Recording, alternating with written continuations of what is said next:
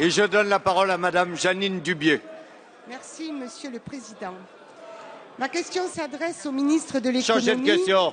Monsieur le ministre, le gouvernement poursuit un objectif ambitieux de réduction de la dépense publique. Sans même tenir compte du financement du pacte de responsabilité, la France devra engager plus de 50 milliards d'euros d'économies d'ici 3 ans. C'est la condition nécessaire pour tenir nos engagements européens et consolider nos comptes publics. Aujourd'hui, la Cour des comptes remet devant notre Assemblée son rapport annuel. Comme chaque année, ce rapport met en valeur un certain nombre de pistes d'économie. Ce type de rapport a l'avantage de mettre sur table les bonnes questions et d'esquisser des solutions. Mais pour être pleinement utiles, les préconisations de ces rapports doivent s'inscrire dans une stratégie globale, une méthode bien déterminée, lisible et connue de tous. Dans le cas contraire, on voit apparaître nombre d'hypothèses, de spéculations, voire de rumeurs, comme cela s'était produit lors de la publication des rapports sur l'intégration. Ainsi, depuis plusieurs semaines, on a tour à tour évoqué un gel de l'avancement des fonctionnaires, une réduction des embauches, le maintien du gel du point d'indice.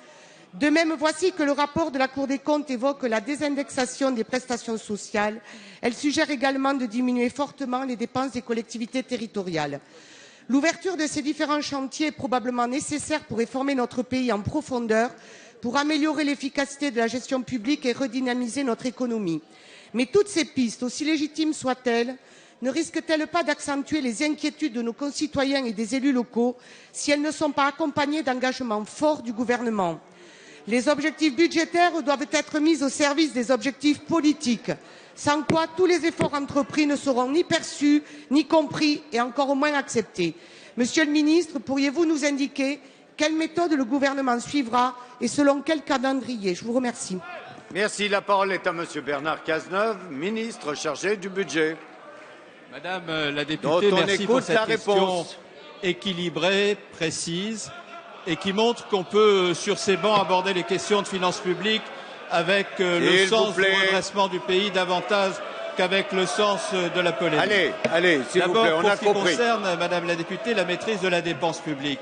Vous avez raison d'insister sur la nécessité de le faire, et sur la nécessité de le faire en poursuivant un objectif politique. Et l'objectif politique que nous poursuivons lorsque nous voulons maîtriser la dépense publique, c'est de sauver, comme l'a dit le Premier ministre à plusieurs reprises devant notre Assemblée, le modèle social français, de faire en sorte que nos services publics puissent monter en gamme. Parce que précisément dans la crise, le service public est le patrimoine de ceux qui n'en ont pas. Et tout ce que nous faisons pour maîtriser la dépense publique, pour maîtriser les déficits, est une manière de dire à tous ceux qui spéculent sur les marchés que nous n'entendons pas nous laisser dominer par les marchés, que nous entendons affirmer nos propres objectifs de politique publique, que nous entendons faire en sorte que la protection sociale et les services publics puissent être assumés.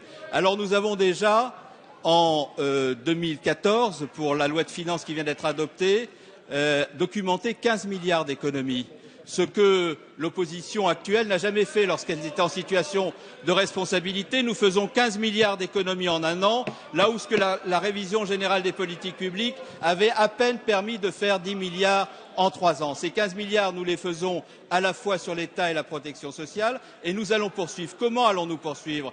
Nous allons poursuivre en passant au scanner toutes les politiques publiques et tous les services, non pas pour faire en sorte qu'il y ait moins de services publics, mais que nous puissions, par des mutualisations, par des fusions, par des réorganisations, dégager des économies qui permettent d'investir, qui permettent de créer les conditions d'une montée en gamme de nos services publics, et nous allons le faire sur l'État, nous allons le faire sur la protection sociale, nous allons le faire sur les collectivités locales en nous attaquant aux organisations. C'est le travail que nous faisons et qui sera rendu public dans 2 mois. La parole est à Monsieur